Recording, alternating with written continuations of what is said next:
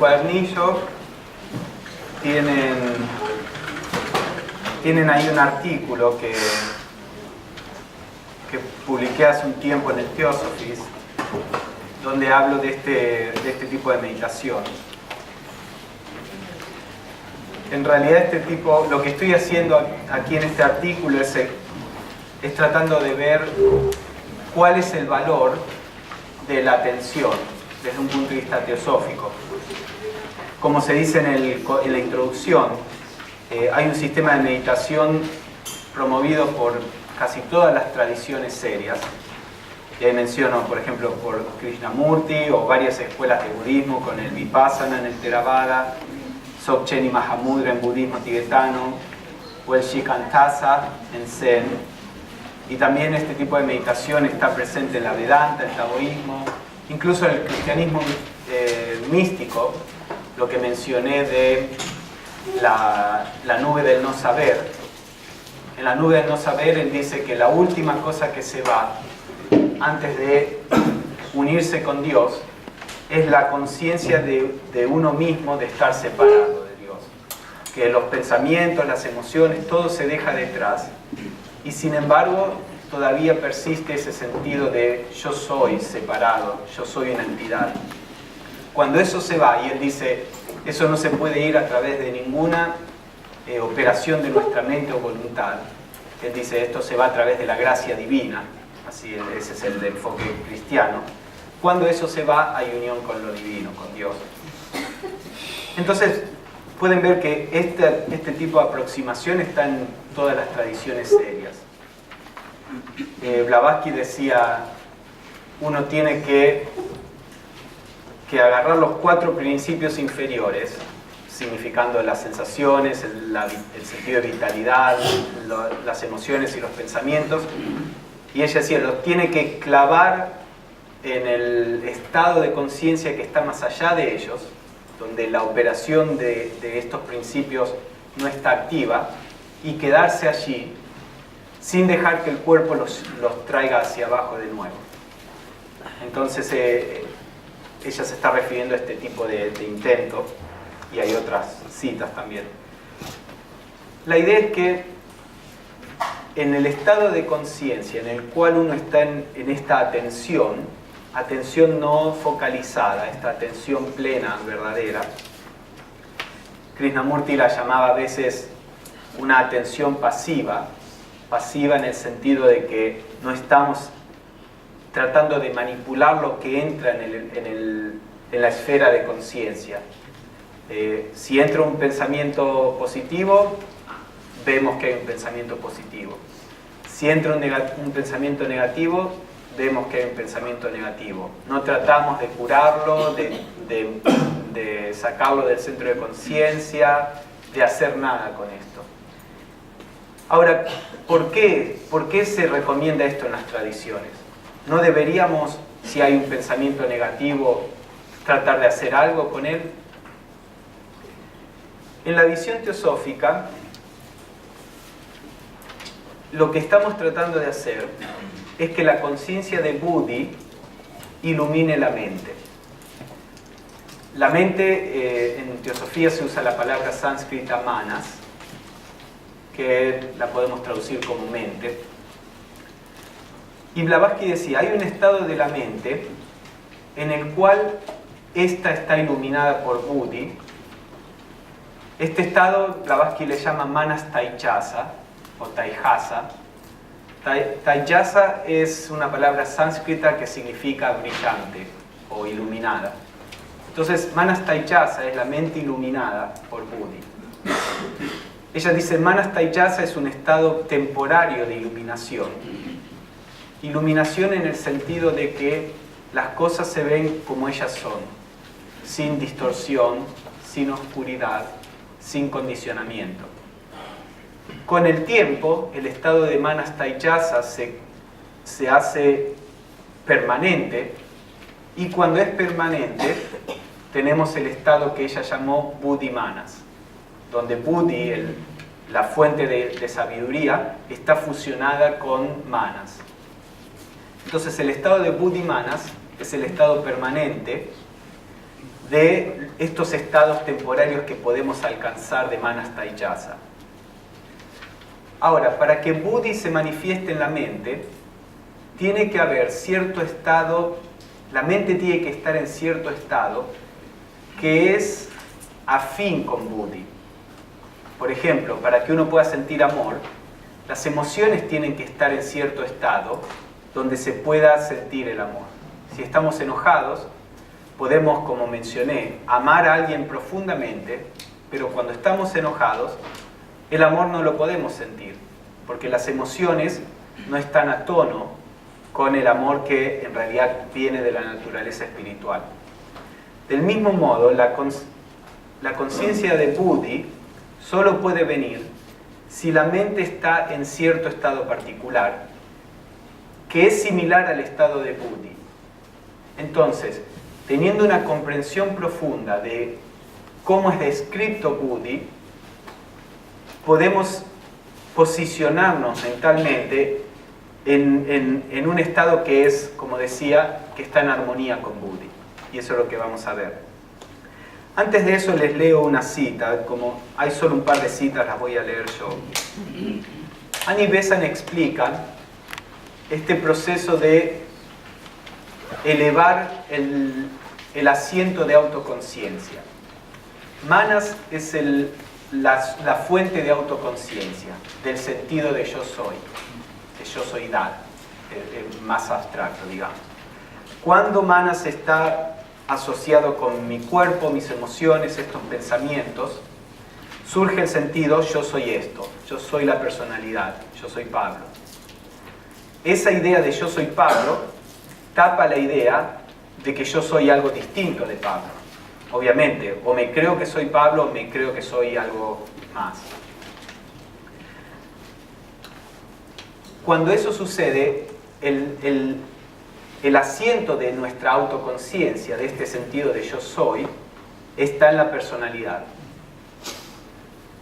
Si elevamos ese asiento de la autoconciencia a la mente superior, entonces nuestro sentido de ser la personalidad se debilita, se desvanece. Y hay un sentido de autoconciencia mucho más abstracto, que lo he descrito con la idea de simplemente yo soy, yo existo. En meditación, cuando el estado de conciencia es el estado de la mente superior, la manifestación de eso es un estado en donde nosotros sentimos nuestra existencia, pero sin ninguna asociación. Es un puro sentido de ser. Y después, el centro de la conciencia se puede subir incluso a Buddhi, donde se trasciende este sentido de ser. Este sentido de ser, por más que es puro, está todavía asociado a ser un individuo. Entonces se trasciende y se conecta con Buddhi, donde viene el sentido de ser el todo. No como un pensamiento, no como una idea, no como una visión. Todas estas cosas pertenecen a la dualidad, sino como una experiencia. Hay experiencias sin pensamiento, pero para comprender esto tenemos que comenzar a experimentar eso. En general, pensamos que si hablamos de experiencia estamos hablando de pensamiento, de idea, de imágenes. Hay un estado de ser que no es definido. Cuando salimos de ese estado lo definimos, lo explicamos. Entonces, en esta cita, en la página 20, Annie Besant habla de esto que he explicado. La cita que está debajo de elevando el nivel de autoconciencia. La única certeza para cada uno de nosotros, que no necesita prueba, que está más allá de todo argumento, incapaz de ser fortalecido por un acto de la razón, es la verdad cierta: yo soy, yo existo. Este es el hecho último de la conciencia, el cimiento sobre el que se erige todo lo demás. Esto es lo que Descartes dijo: puedo negar todo, pero el hecho de que lo que Descartes dijo, puedo negar todo, pero el hecho de que estoy pensando quiere decir que yo soy, que yo existo. Entonces eso no se puede negar. Ahora sigamos. Si estudiando al hombre en su presente estado de evolución, en su estado presente de evolución, buscamos conocer dónde se ubica esta autoconciencia, encontramos que en la mayoría de nosotros su trono es la mente inferior. Desde esta vida en la mente inferior, en la que las sensaciones todavía ejercen una gran influencia, el hombre se eleva a la vida del intelecto. En este caso ella habla del intelecto como la mente superior, y la mente inferior se convierte en su instrumento, cesando de ser él mismo. Desde la vida del intelecto debe elevarse a la vida del espíritu y conocerse a sí mismo como el uno. Entonces está la autoconciencia en la mente inferior, la autoconciencia en la mente superior y la autoconciencia en el nivel espiritual. El nivel de la autoconciencia se eleva desde la mente inferior a la superior por medio del pensar enérgico, por medio del esfuerzo intelectual del estudiante, el filósofo, el hombre de ciencia, si este último torna sus pensamientos de objetos a principios, de fenómenos a leyes. Esto es lo que Krishnamurti, por ejemplo, trataba de hacer en su inquirir. Cuando ven en las charlas, él comienza a inquirir acerca de algún problema. De un modo muy racional, preciso, tratando de no quedarse en los efectos, sino de ir a la causa de las cosas. Esto es el modo en que movemos la autoconciencia de la mente inferior, que solo ve efectos, particularidades, a la mente superior, que ve los patrones por detrás, que ve las generalidades, que ve las leyes universales que rigen la diversidad. Entonces, el esfuerzo de comprender la esencia de algo es un esfuerzo intelectual, pero como la comprensión de la esencia puede ser hecha solo por la mente superior, ese esfuerzo nos dirige a la mente superior. El estudio de literatura abstracta es un entrenamiento para comenzar a despertar la mente superior. Si todo lo que usamos en la vida diaria es la mente inferior para resolver problemas prácticos, nuestra mente superior no está entrenada, está dormida.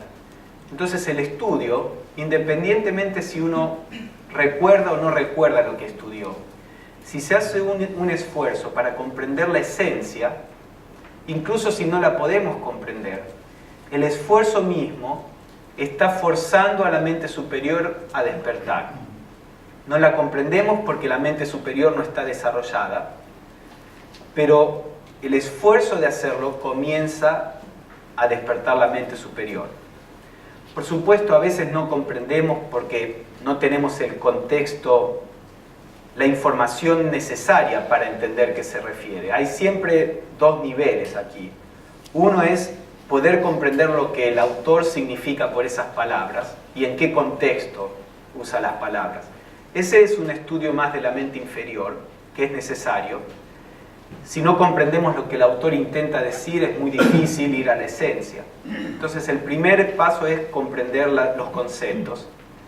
Pero muchas veces en la sociedad teosófica nos quedamos allí. Y eso solamente alimenta la mente inferior. Y la mente inferior es conflictiva, ve separación, es dogmática. Entonces es peligroso lo que la sociedad teosófica quiere hacer, el estimular el estudio. Porque podemos estar estimulando al enemigo, en cierto sentido. Si vamos a estudiar, tenemos que ser responsables de no quedarnos al nivel conceptual, sino de tratar de frenar y tratar de ver la esencia. De nuevo, cuando leemos en la doctrina secreta, por ejemplo, que la realidad última es un principio omnipresente. ¿Qué significa esto? Traten de ver. Omnipresente, está aquí. Está dentro mío, está aquí. ¿Qué significa eso? ¿Qué significa que la realidad absoluta está aquí? Después se dice que la realidad absoluta es inmutable, que no cambia.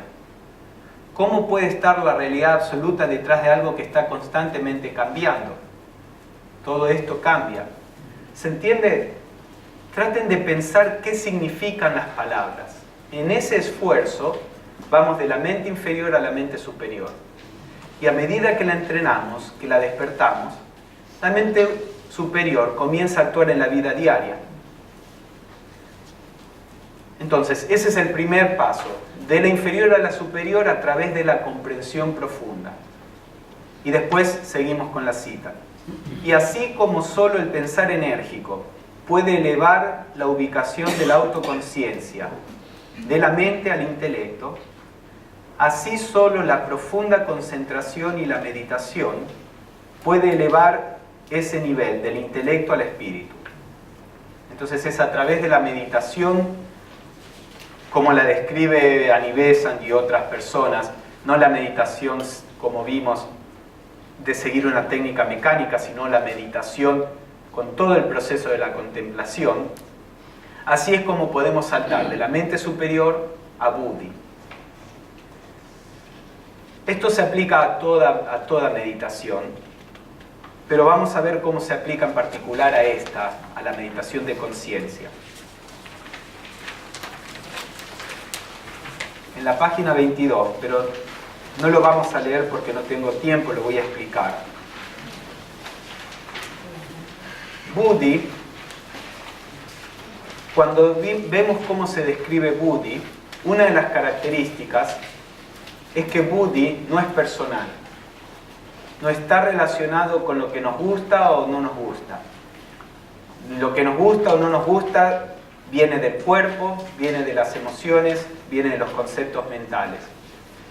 En tanto nuestra conciencia esté operando en los opuestos, me gusta, no me gusta, estoy de acuerdo, no estoy de acuerdo, Buddhi no se puede manifestar.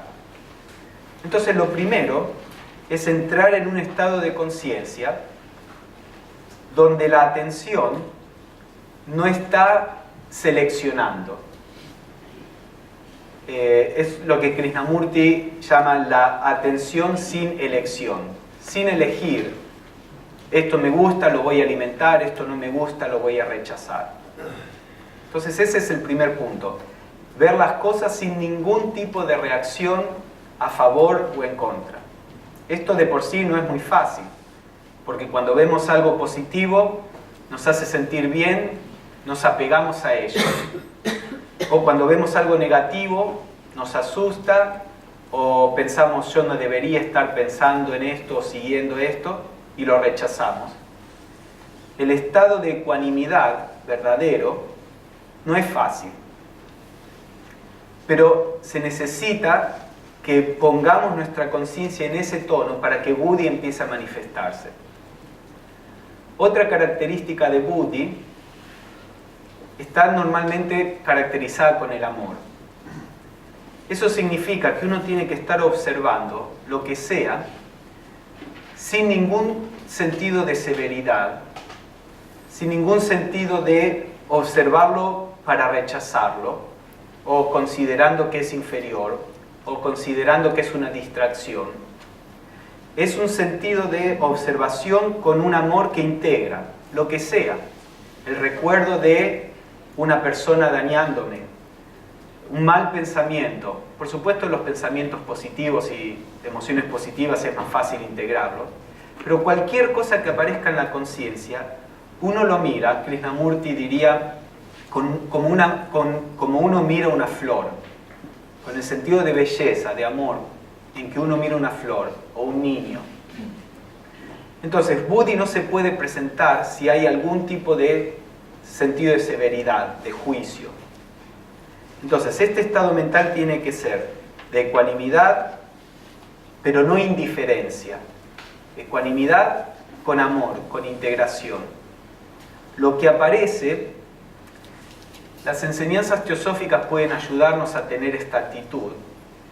Hay un artículo muy interesante de Blavatsky, La Gran Paradoja, donde ella dice, cuando reconocemos que pensamientos y emociones son fuerzas universales, no personales, son fuerzas universales que están pasando a través de este nudo energético que llamamos esta persona. Cuando reconocemos que son fuerzas cósmicas universales, uno está en un estado de conciencia universal. Es cuando Krishnamurti siempre dice, nosotros somos el mundo. El asesino está dentro de nosotros, el santo está dentro de nosotros. Hay una conciencia de la humanidad de la que todos participamos. Los movimientos de agresión, la guerra, el terrorismo, están dentro de nosotros. Tal vez se manifiestan en formas menores porque no tenemos los medios para hacerlas mayores. O tal vez se manifiestan en formas menores porque hemos logrado el no ponernos en contacto tanto con la parte más grosera de eso. Pero dentro nuestro está toda la conciencia de la humanidad. El problema no es que esté allí, el problema es la identificación. Cuando me identifico y la rechazo un estado de conciencia o me aferro, ahí estoy estableciendo un enlace y allí empiezo a generar karma, porque me apropio de algo que es cósmico. Al apropiarme de algo que es cósmico, le doy mi energía. Si uno observa los movimientos de su conciencia como lo que son, la manifestación de conciencias elementales, cósmicas, que en este momento están atravesando a uno mismo, no hay conexión personal con eso. A veces en La Voz del Silencio y en el budismo tibetano, por ejemplo, en la tradición de Dzogchen es muy usado la idea del espejo. Un espejo es inmutable. Si enfrente del espejo hay algo horrible, va a reflejar algo horrible. Si enfrente del espejo hay algo hermoso, va a reflejar algo hermoso. Pero la imagen horrible no está manchando el espejo, la imagen hermosa no le está purificando. El espejo es inmutable. Es independiente de qué reflexión se está produciendo, qué reflejo se está produciendo. Qué reflejo se produce depende de qué objeto está enfrente, pero el objeto y el espejo son completamente distintos. La conciencia pura es como ese espejo. Si hay una fuerza elemental de lo que llamamos odio, digamos, que se presenta en el campo de la conciencia, nuestra conciencia va a reflejar eso. Pero nunca nos puede tocar, a menos que a través de la identificación nos volvamos el objeto, porque este espejo tiene la posibilidad de asociarse con el objeto que está reflejando, y ahí sí se mancha. Entonces, cuando estamos en este estado impersonal, de no juicio, de no focalización en nada en particular, abierto a cualquier cosa que pasa en la conciencia, y solo observamos, estamos en un estado impersonal que no genera karma. Pensamientos y emociones negativas no generan resultado. Pensamientos y emociones positivas tampoco. Si nos identificamos con eso, entonces sí tenemos que controlarlo. Este es un problema que muchas veces no se comprende en algunas tradiciones aquí en Occidente. Conozco a algunas personas en Dzogchen que, porque no entienden esta diferencia, terminan diciendo todo es perfecto, nada me mancha, y se acuestan con la esposa de otro y terminan haciendo toda clase de cosas. Cuando uno se identifica con un deseo, con un pensamiento, con lo que sea, el identificarse es como enchufar nuestra conciencia, eso a nuestra conciencia, y la energía de nuestra conciencia fluye y alimenta esa forma de pensamiento, ese elemental. Y ahí sí somos responsables. Ahí sí se convierte en nuestro hijo. Y ahí sí generamos karma. En el estado de dualidad, de identificación, tenemos que controlar las cosas negativas. Pero si nos podemos posicionar en el estado impersonal, donde todos son fuerzas cósmicas, no hay karma, y el estado de conciencia en sí trae armonía a lo que está en la esfera de conciencia. Por eso Krishnamurti decía, ver es actuar. Cuando uno está en este estado de conciencia, no hace falta tratar de solucionar un problema. Este estado de conciencia, porque es búdico, y Budi es sabiduría en sí mismo, como decía Jesús, la verdad los liberará. Cuando uno puede ver las cosas como son, eso en sí mismo, la percepción de las cosas como son, libera. No porque les trae un concepto. Ah, claro, esto es así. ni siquiera puede no pasar por ningún proceso conceptual. A veces uno mira y se da cuenta de algo conceptualmente, pero muchas veces es simplemente el estado, como se dice en Luz en el Sendero, en la atmósfera del pensamiento eterno, y no es pensamiento necesariamente, pero esto fue escrito al final del siglo XIX, todas estas palabras que usamos ahora no estaban disponibles, digamos. En la atmósfera en esta atmósfera de conciencia eterna, la mancha del yo desaparece por sí misma. Intrínsecamente, esta atmósfera de pensamiento eterno, de conciencia eterna, disuelve la hierba mala del yo. No hace falta actuar sobre ella. Tenemos que actuar sobre esto cuando estamos separados. Y el otro aspecto de Buddhi es que es no dualista. Entonces, en tanto yo sienta que estoy separado de lo que observo, Buddhi no va a estar allí. En tanto yo esté focalizándome en una cosa o en la otra, Buddhi no va a estar allí. Es un estado completamente abierto, donde cualquier cosa que ingresa al campo de la conciencia es percibido sin focalización, sin reacción, sin severidad. Entonces, por ejemplo, viene un pensamiento negativo. Lo vemos, nuestra mente dice, ay, ¿cómo estoy pensando en esto? Y entonces después decimos, si estamos tratando de practicar esto, decimos, no tendría que juzgar. Y eso es un juicio del juicio. Es una reacción de la reacción. Estamos mirando, un pensamiento negativo viene y lo observamos. Nuestra mente reacciona y dice, no tendría que estar pensando esto, y lo miramos. La otra parte de la mente dice, bien, lo estás haciendo bien, y lo miramos. ¿Se entiende? No somos nada de lo que aparezca en la esfera de la conciencia. Cualquier cosa, liberamos los movimientos elementales, mentales, emocionales, físicos, a través de las sensaciones, los liberamos, los dejamos libre para su propia actividad, en el estado de conciencia, de atención pura. En cuanto nos identificamos, entonces tenemos que actuar diferente. Pero si estamos en este estado de conciencia de ecuanimidad, no hace falta actuar. Y por supuesto, al comienzo vamos a entrar y salir del estado de ecuanimidad. No le tengan miedo. Durante todo el día estamos produciendo pensamientos negativos y sentimientos negativos tantas veces que una mancha más al tigre no le va a hacer nada. Así que cuando hagan la meditación, no tengan miedo de liberar los sentimientos y los pensamientos en su intento de posicionarse en la conciencia correcta. Porque lo poquito que vayan logrando va a ir cortando de raíz la fuente de pensamientos negativos. Entonces, uno tiene que tener coraje para hacerlo, pero después de un tiempo es muy fácil y muy relajado, porque no hay lucha, no hay conflicto, no hay nada. Uno lo integra y se va por sí mismo.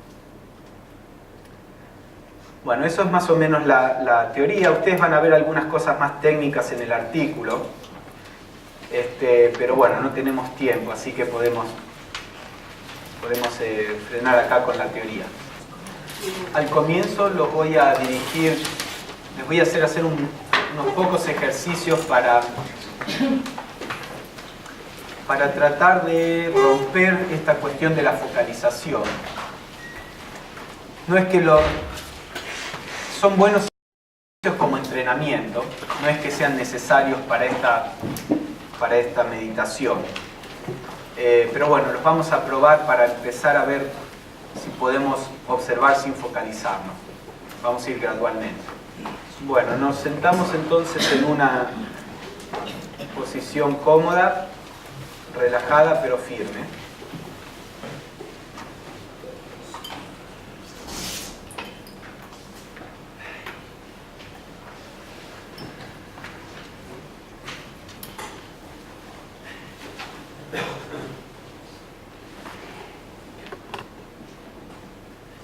Presten atención a la respiración.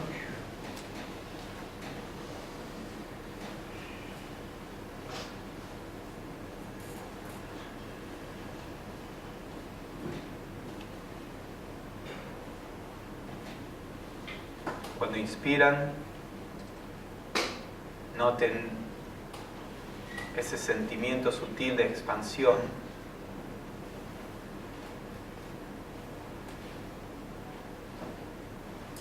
Cuando exhalan,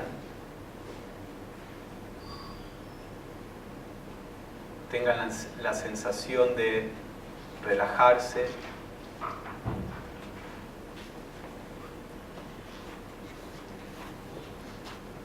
de soltar.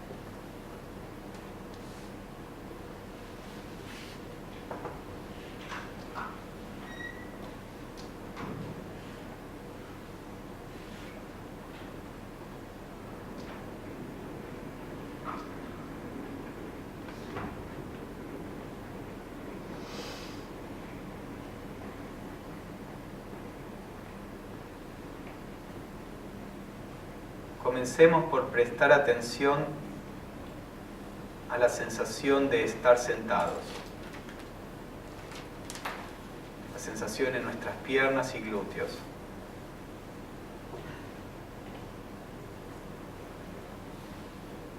¿Qué sensación ven allí?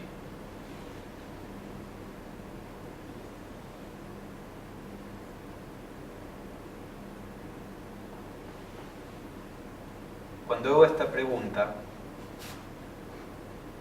no salten inmediatamente a describir la sensación. Debemos entrenarnos a mirar sin verbalizar, sin explicar. Así no conceptualizamos la percepción. Miren a las sensaciones y simplemente nótenla.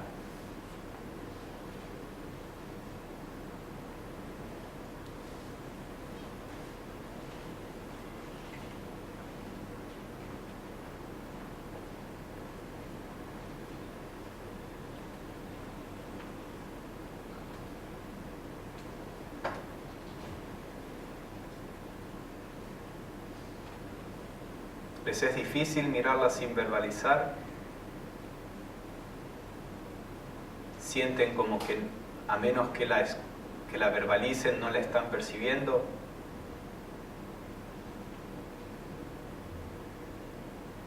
Este es el primer entrenamiento. Necesitamos acostumbrarnos a percibir sin intelectualizar.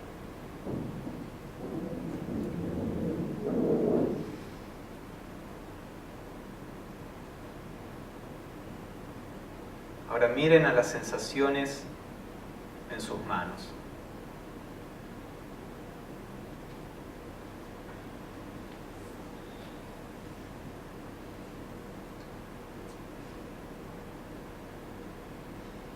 De nuevo, sin verbalizar, nótenlas.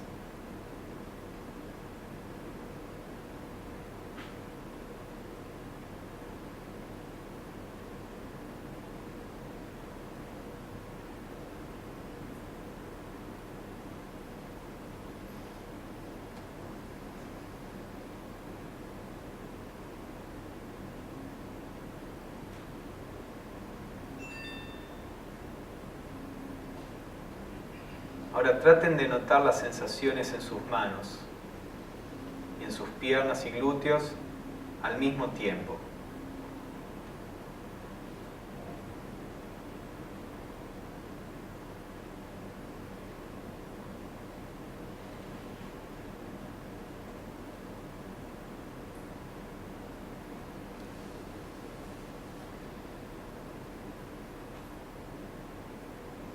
No cambien de una a otra. Nótenlas al mismo tiempo.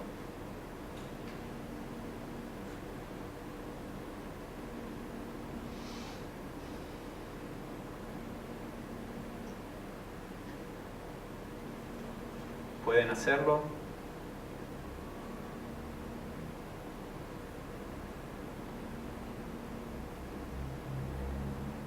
Si están mirando desde un centro, si ustedes están yendo hacia la percepción, hacia las sensaciones,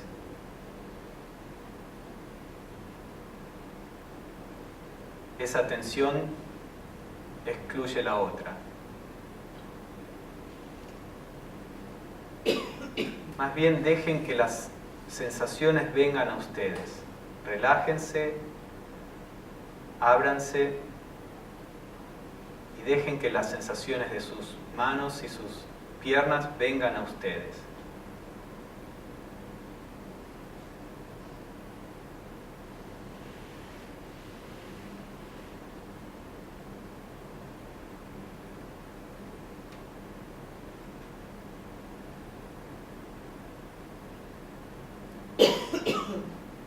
La percepción es un poco más vaga, como la visión periférica cuando miramos al horizonte. Pero no está focalizada. Inténtenlo.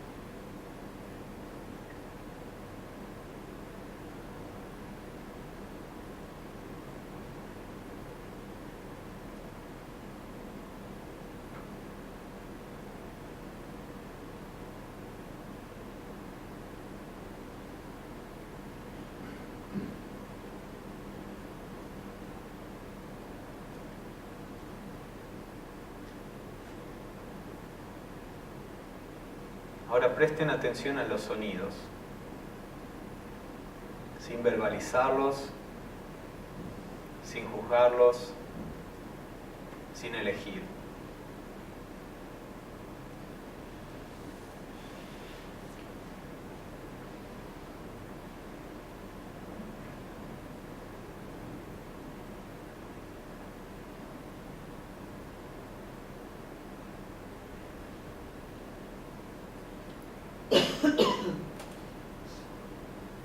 De nuevo, no vayan hacia ningún sonido en particular, porque entonces se excluyen los demás. Dejen que todos los sonidos vengan a ustedes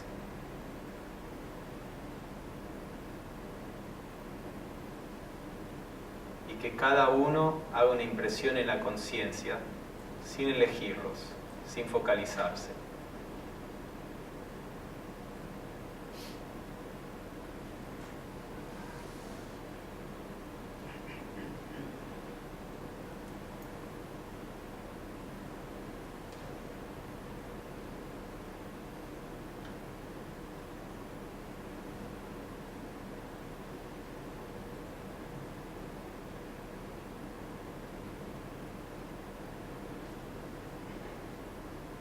La sensación es similar a como si estuvieran mirando al horizonte, muy quietos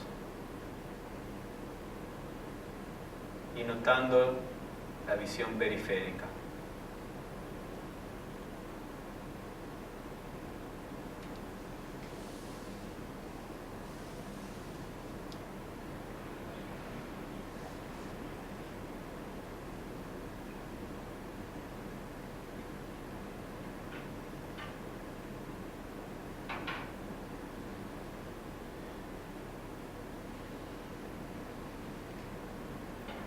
Ahora integren los sonidos con las sensaciones de las manos y de las piernas.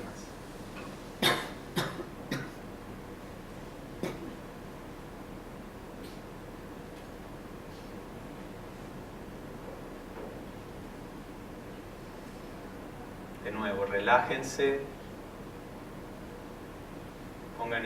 pónganse en una situación pasiva, recibiendo. Abran su percepción.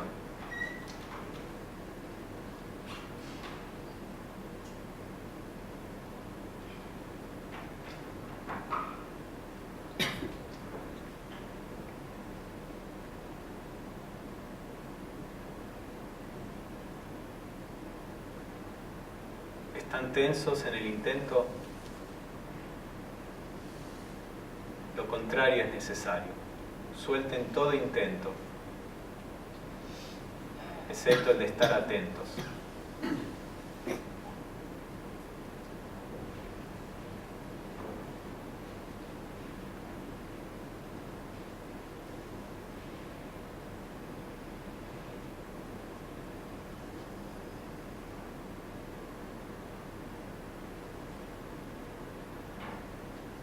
Ustedes son como una esfera en la que entran y salen estímulos.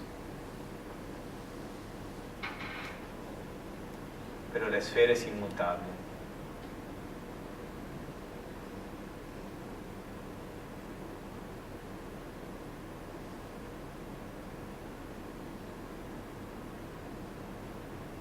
Incluyan ahora emociones y pensamientos. Miren específicamente a esto primero.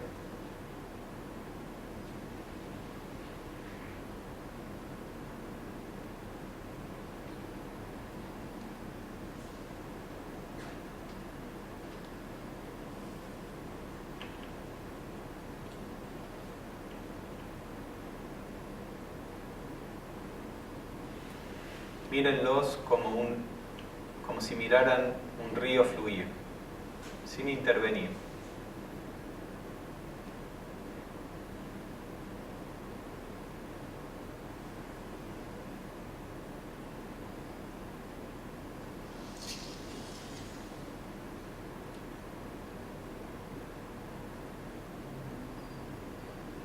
Mírenlos como si vieran las nubes pasar, que se mueven independientemente de ustedes, que están más allá del alcance de ustedes.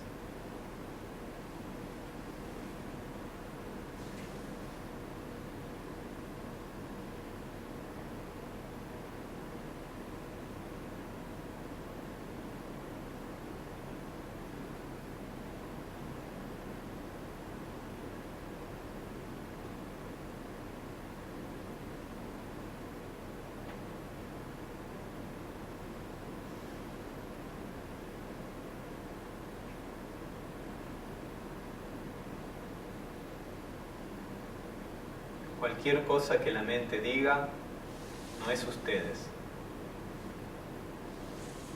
Ustedes son como este ojo de conciencia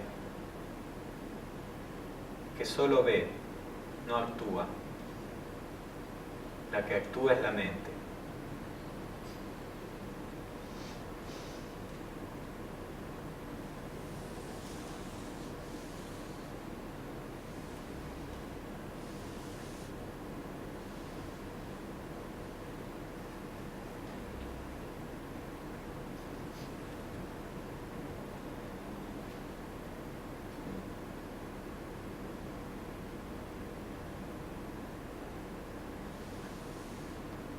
De nuevo expandan su conciencia para integrar pensamientos, emociones, sensaciones físicas como el sonido, olor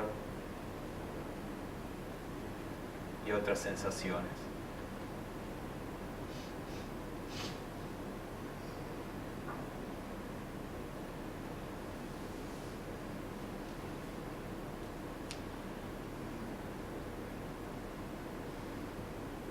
Cualquier cosa que el cuerpo haga, lo hace el cuerpo. Ustedes lo miran, no lo reprimen.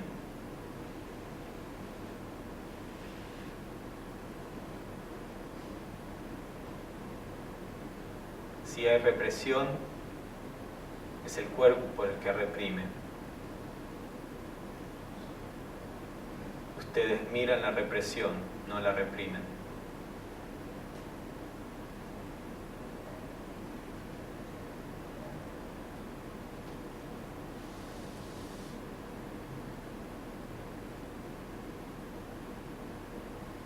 Dejen todo sentido de control, todo sentido de acción. Ustedes simplemente miran.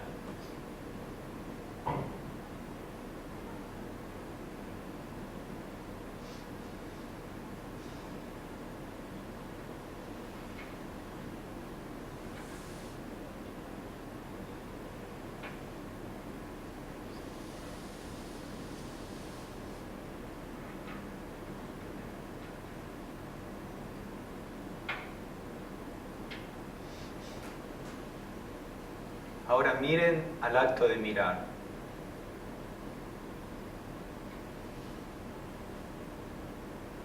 ¿Cómo saben que están conscientes? ¿Qué es estar consciente? Presten atención a eso.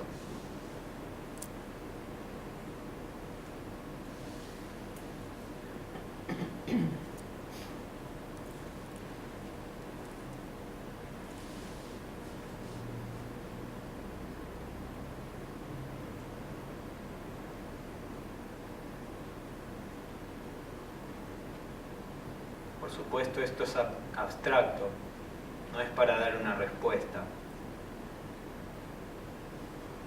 Probablemente ni siquiera sepan lo que están percibiendo. Simplemente hagan el intento. ¿Qué es estar consciente? Miren la conciencia.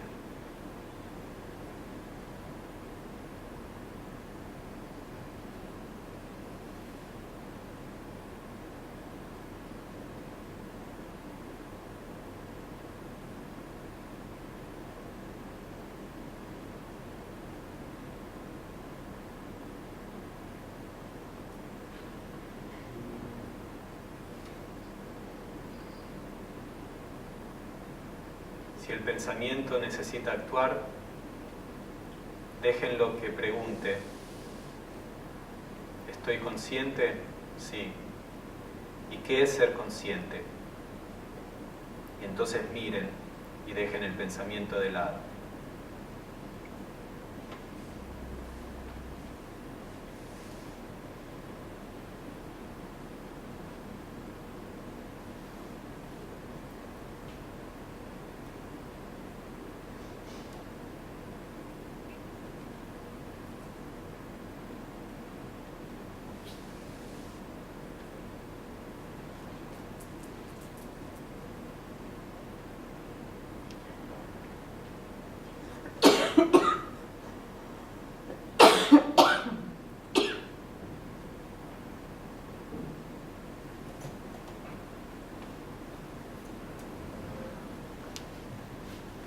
Y ahora, por último, relajen todo esfuerzo.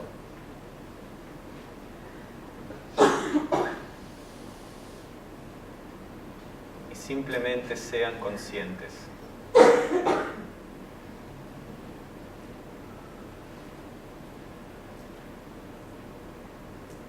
Manteniéndose en ese estado de atención.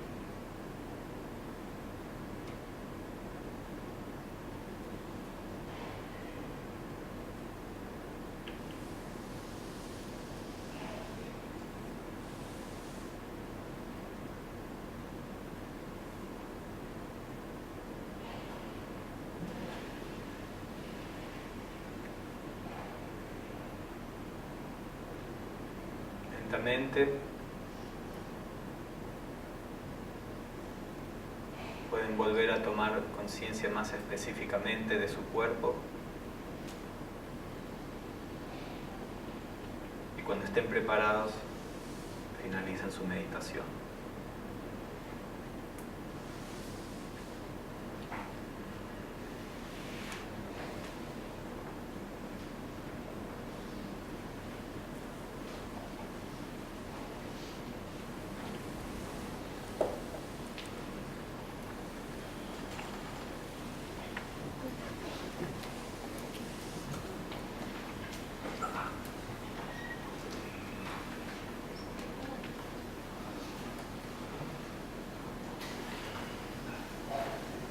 Bueno, como ven, parte de lo que tratamos de hacer es de comenzar a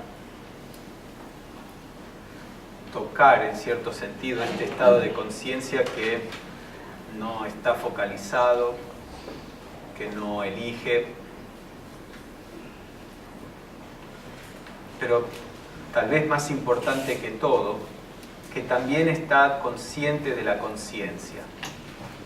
Porque en tanto estemos conscientes de objetos externos, incluso si es de este modo total, todavía está esta cuestión de yo estoy consciente de aquello. Entonces, cuando el estado de conciencia incluye también la entidad consciente, eso abre la puerta a un estado de no dualidad. Pero para poder empezar a ser consciente de la conciencia, uno tiene primero que posicionarse en esta conciencia sin elección. Entonces es todo un entrenamiento gradual. Y al principio uno siempre es lo mismo, uno no ve nada, no sabe qué es lo que tiene que ver, cree que no lo está haciendo. Pero el esfuerzo, la intencionalidad de mirar, empieza a despertar aquello que es capaz de ver. La intención es como, creo que era Lamarck, un científico, un biólogo, decía que la función genera el órgano. La intención de la conciencia, la necesidad de funcionar de ese modo, empuja la materia a que genere la posibilidad de hacerlo. Entonces la intención de tratar de mirar nuestra conciencia despierta ese aspecto en nosotros que es capaz de ser consciente de la conciencia.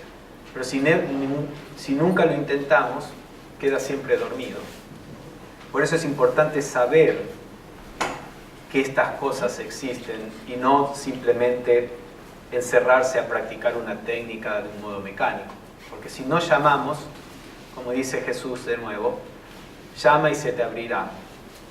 Si en nuestras actividades en la vida diaria, si en nuestra meditación, no llamamos a esta percepción no dualista, porque todo lo que hacemos es suficiente desde un punto de vista dualista, entonces nunca va a despertar. ¿Algún comentario o pregunta? Esto que acabas de decir precisamente se acopla perfectamente para entender lo que es la autosanación. Nuestro cuerpo está preparado para autosanarse. Lo que pasa es que espera, las células esperan y dicen, hola, estoy aquí, pero si me dejas dormir, yo estoy aquí. Y cuando activamos eso desde el corazón, desde la mente traductora de corazón, ambos actúan y sanamos. Según lo que acabas de decir, Sí. confirma. La atención es el factor de orden, físico, emocional, mental. Si uno puede posicionarse en la atención más pura posible, el orden viene espontáneamente. Por eso Krishnamurti habla de los resultados sin esfuerzo. No es que de estar en la mente inferior debemos abandonar el esfuerzo y volver a una naturaleza mucho más mecánica, mucho más instintiva. El no esfuerzo no es, tal vez la palabra no esfuerzo es errónea, da la idea errónea.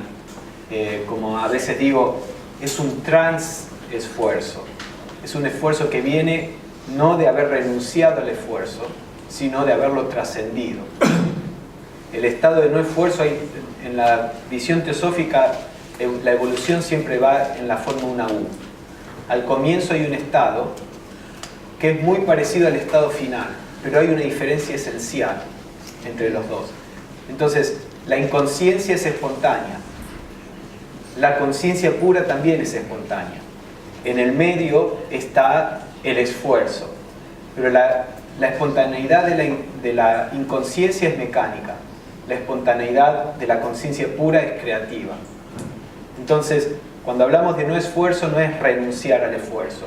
Cuando hablamos de no intelectual, no es renunciar a lo intelectual. Eso es volver atrás. Estamos hablando de ir más allá de lo intelectual, de ir más allá del esfuerzo. Y eso requiere cierto esfuerzo. El correcto esfuerzo, como decía el Buda, el correcto esfuerzo, que va a llevar a la finalización del esfuerzo. Ramana Maharshi decía, esta meditación de quién soy yo es como un palo de madera que se usa para remover el fuego, que en el acto de remover el fuego el palo también se quema. Entonces esta pregunta de quién soy yo es mental, pero lleva a la finalización de la mente. Si uno lo hace no como un mantra, porque hay mucha gente entonces que usa el quién soy yo como un mantra y eso es simplemente pensamiento. Su intención era lo que hicimos. ¿Quién es el que está consciente? Cuando ese pensamiento se usa para mirar a la conciencia, para mirar a la esencia de uno mismo, eso nos lleva más allá del pensamiento. Ese es el transpensamiento, el estado transintelectual. ¿Sí? Es un poco tarde. Si alguien se tiene que ir, por favor, siéntase libre para hacerlo. Vamos a tener 5 minutos más. Básicamente era expresarte un agradecimiento, y te explico el proceso. Al principio de la charla has pensado,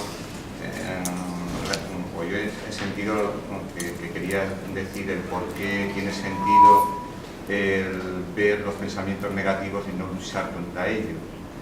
Y he estado esperando la respuesta de por qué era así, o yo me he perdido o no la encontraba, y quería hacer la pregunta antes de empezar, ¿no? Pero al final he sentido una explicación que yo no digo que sea completa, pero por lo menos que yo tenía dificultades, y a lo mejor sigo teniendo, de entender a Krishnamurti en esto de aceptar todo lo que viene y mirarlo sin juicio y todo eso. Y bueno, que he mejorado mucho en esa comprensión, o me parece a mí que he mejorado mucho, aunque me falte. Entonces era solamente pensarte esto. Claro. Sí, cuando estamos identificados con los pensamientos, no hacer nada respecto de los pensamientos negativos nos sumerge en los pensamientos negativos. Entonces, desde el estado de identificación, el no hacer nada sobre ello es incorrecto y es negativo para nuestra naturaleza. Pero desde el estado de atención pura, o el estado de atención pura solo puede venir si dejamos la actividad dualista que está siempre eligiendo pensamientos positivos o negativos. Está siempre eligiendo, porque el que elige es la mente. ¿A través de qué eliges? ¿A través de qué luchas? A través de la mente, con todas las facultades de la mente y emociones. Entonces, en tanto encaremos los pensamientos y sentimientos a través del esfuerzo mental, vamos a estar anclados en ese nivel. Entonces, de nuevo, no es que simplemente los aceptamos. Hay un capítulo de Los Simpson donde uno de estos pseudo gurúes viene y empieza a enseñar estas enseñanzas que tradicionalmente han sido secretas en todas las tradiciones, porque es muy fácil malinterpretarlas. Dzogchen, Mahamudra, en taoísmo y Vedanta no había mucho. El primero que empezó a hablar de esto públicamente, de hecho, fue Krishnamurti en Occidente. Yo leí un libro de budismo tibetano de los 70 donde muy cuidadosamente empezaban a hablar de Dzogchen y decían, en Tíbet se necesitaban tantos requisitos para ser enseñados este aproximamiento a la meditación, que muy pocos monjes estaban siendo entrenados, porque era muy arduo el recoger todos los requisitos necesarios.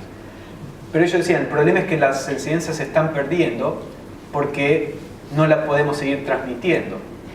Ahora que que habían sido echados del Tíbet por la invasión china, dice, la empezamos a publicar no porque creemos que la gente la va a entender, sino para preservarlas y para que aquellos pocos que las puedan entender puedan acceder a ellas.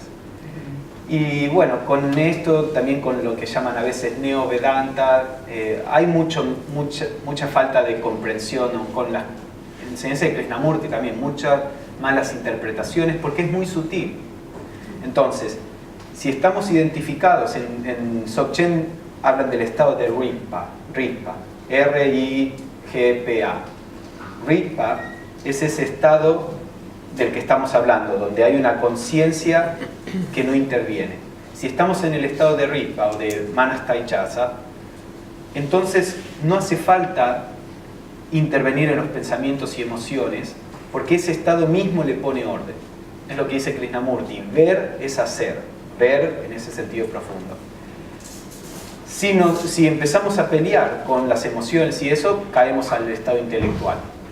Si no podemos acceder a hay veces que hay reacciones muy fuertes y no nos podemos poner en este estado de Manastaichasa.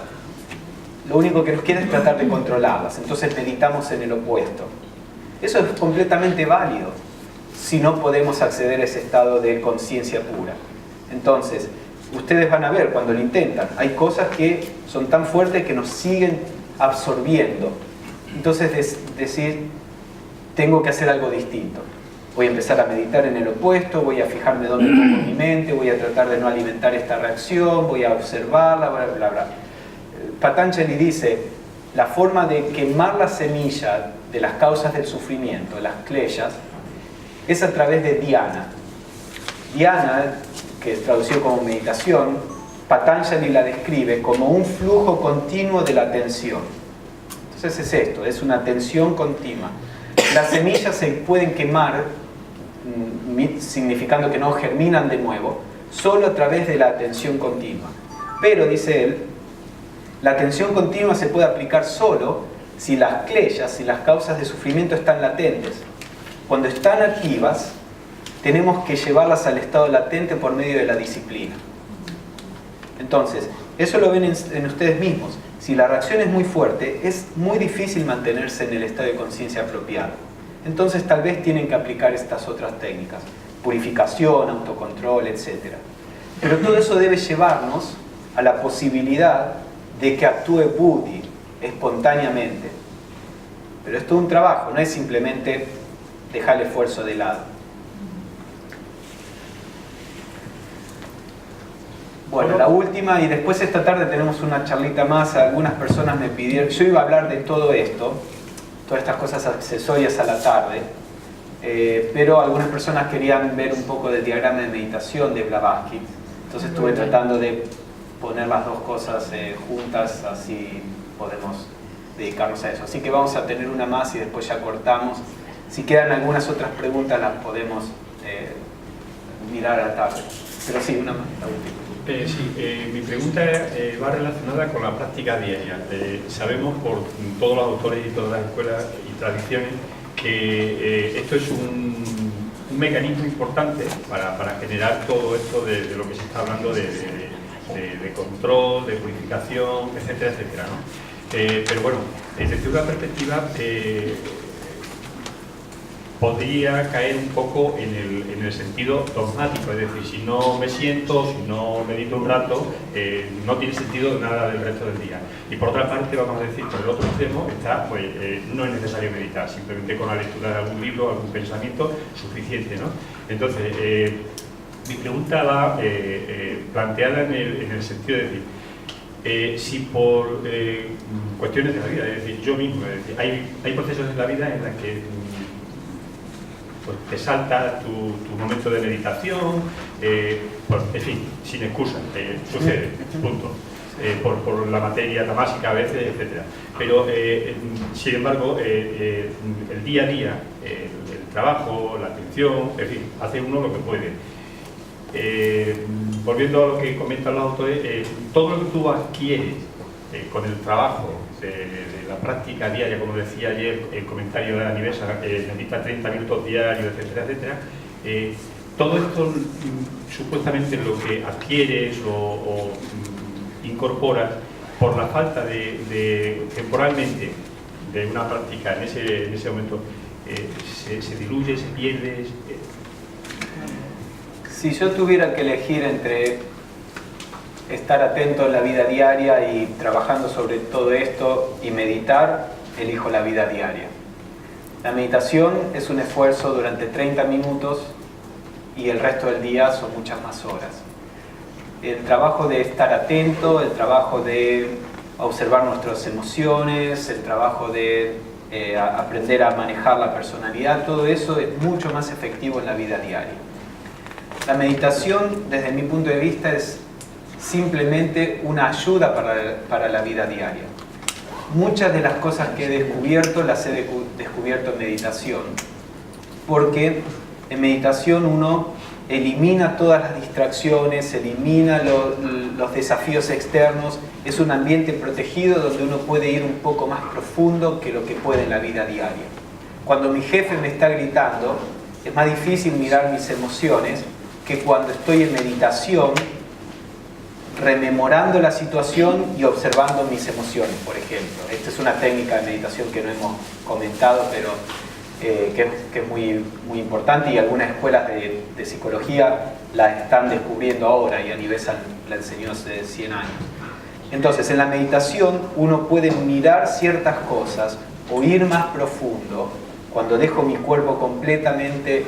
El sentido puro de ser es muy difícil verlo en la vida diaria cuando hay tantas cosas que llaman nuestros sentidos. Es primero descubierto en meditación y después se asienta en la vida diaria. Entonces la meditación es una ayuda a la vida diaria. Si podemos, lo ideal es hacer las dos cosas, pero para mí es más importante la vida diaria. Bueno, vamos a terminar aquí. Nos encontramos esta tarde en el estado de conciencia que está más allá de ellos, donde la operación de estos principios no está activa, y quedarse allí sin dejar que el cuerpo los traiga hacia abajo de nuevo. Entonces ella se está refiriendo a este tipo de intento, y hay otras citas también.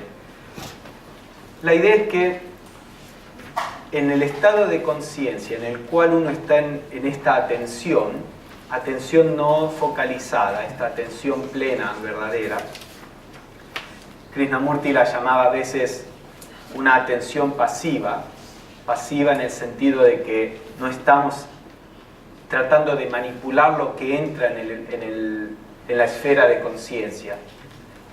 Si entra un pensamiento positivo, vemos que hay un pensamiento positivo.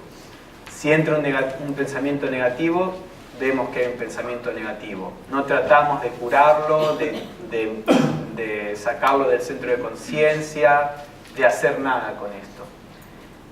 Ahora, ¿por qué se recomienda esto en las tradiciones? ¿No deberíamos, si hay un pensamiento negativo, tratar de hacer algo con él?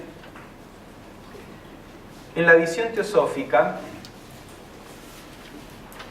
lo que estamos tratando de hacer es que la conciencia de Buddhi ilumine la mente. La mente, en teosofía se usa la palabra sánscrita manas, que la podemos traducir como mente. Y Blavatsky decía, hay un estado de la mente en el cual esta está iluminada por Buddhi. Este estado Blavatsky le llama manas taijasa o taijasa. Taijasa es una palabra sánscrita que significa brillante o iluminada. Entonces, manas taijasa es la mente iluminada por Buddhi. Ella dice, manas taijasa es un estado temporario de iluminación. Iluminación en el sentido de que las cosas se ven como ellas son, sin distorsión, sin oscuridad, sin condicionamiento.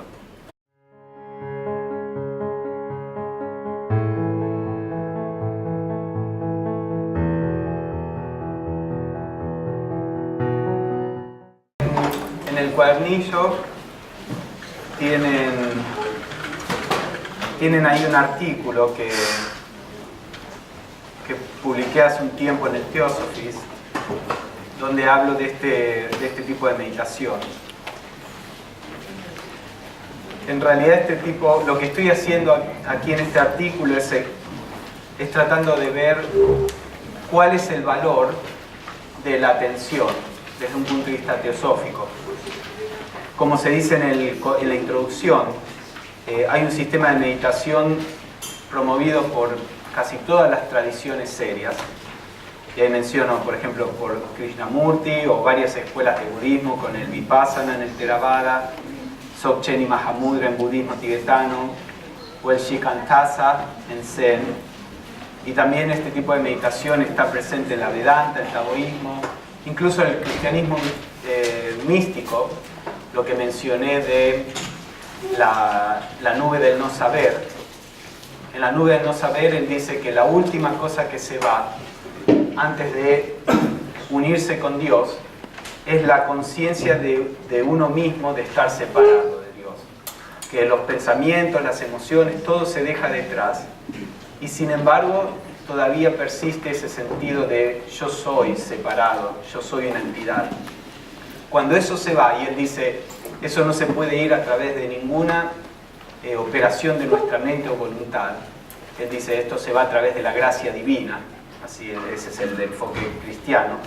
Cuando eso se va, hay unión con lo divino, con Dios. Entonces, pueden ver que este tipo de aproximación está en todas las tradiciones serias.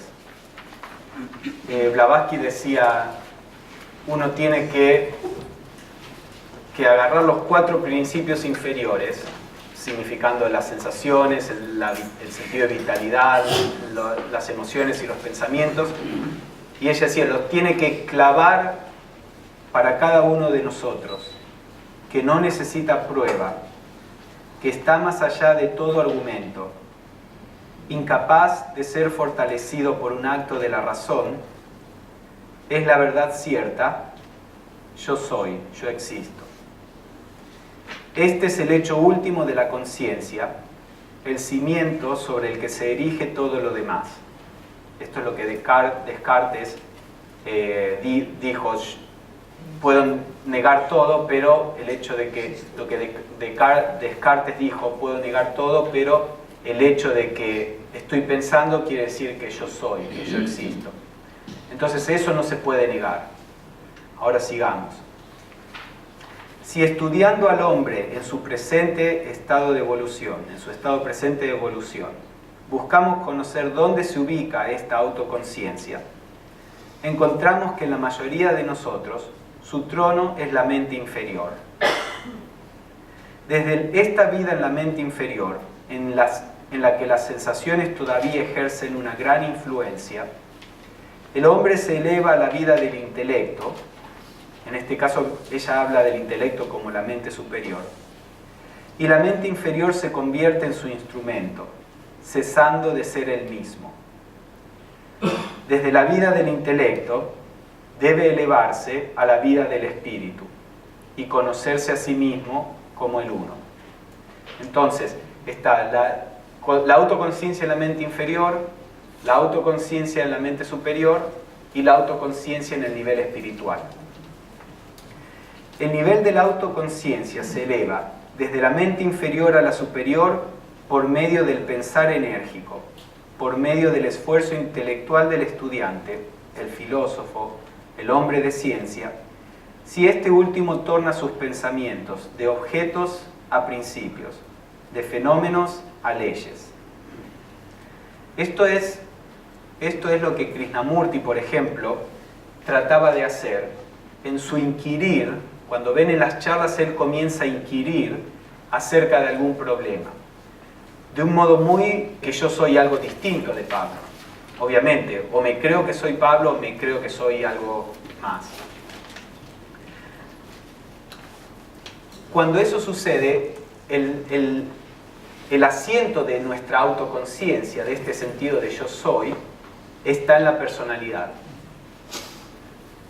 Si elevamos ese asiento de la autoconciencia a la mente superior, entonces nuestro sentido de ser la personalidad se debilita, se desvanece.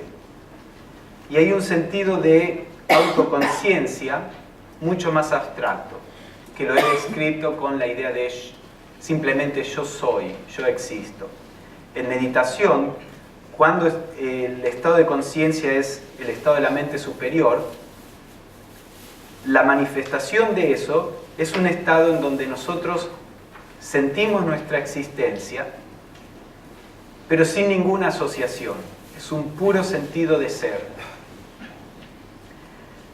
Y después, el centro de la conciencia se puede subir incluso a Buddhi, donde se trasciende este sentido de ser. Este sentido de ser, por más que es puro, está todavía asociado a ser un individuo. Entonces se trasciende y se conecta con Buddhi, donde viene el sentido de ser el todo. No como un pensamiento, no como una idea, no como una visión. Todas estas cosas pertenecen a la dualidad, sino como una experiencia. Hay experiencias sin pensamiento, pero para comprender esto tenemos que comenzar a experimentar eso. En general, pensamos que si hablamos de experiencia estamos hablando de pensamiento, de idea, de imágenes. Hay un estado de ser que no es definido. Cuando salimos de ese estado lo definimos, lo explicamos. Entonces, en esta cita, en la página 20, Annie Besant habla de esto que he explicado. La cita que está debajo de elevando el nivel de autoconciencia. La única certeza.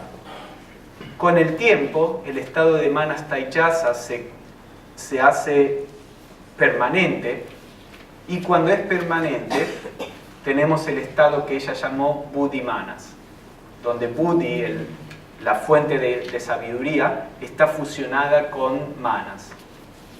Entonces el estado de Buddhi Manas es el estado permanente de estos estados temporarios que podemos alcanzar de Manas Taijasa. Ahora, para que Buddhi se manifieste en la mente, tiene que haber cierto estado, la mente tiene que estar en cierto estado que es afín con Buddhi. Por ejemplo, para que uno pueda sentir amor, las emociones tienen que estar en cierto estado donde se pueda sentir el amor. Si estamos enojados, podemos, como mencioné, amar a alguien profundamente, pero cuando estamos enojados, el amor no lo podemos sentir, porque las emociones no están a tono con el amor que en realidad viene de la naturaleza espiritual.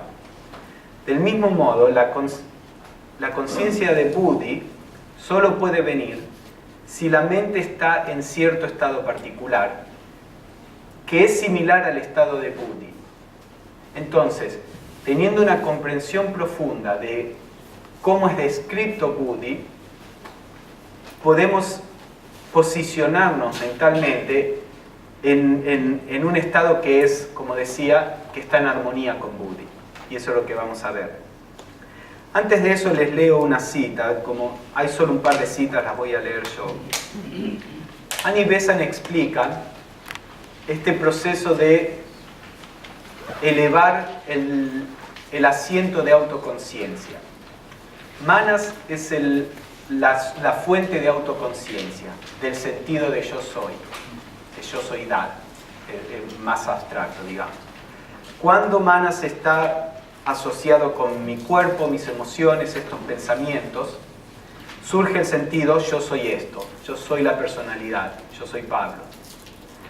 Esa idea de yo soy Pablo tapa la idea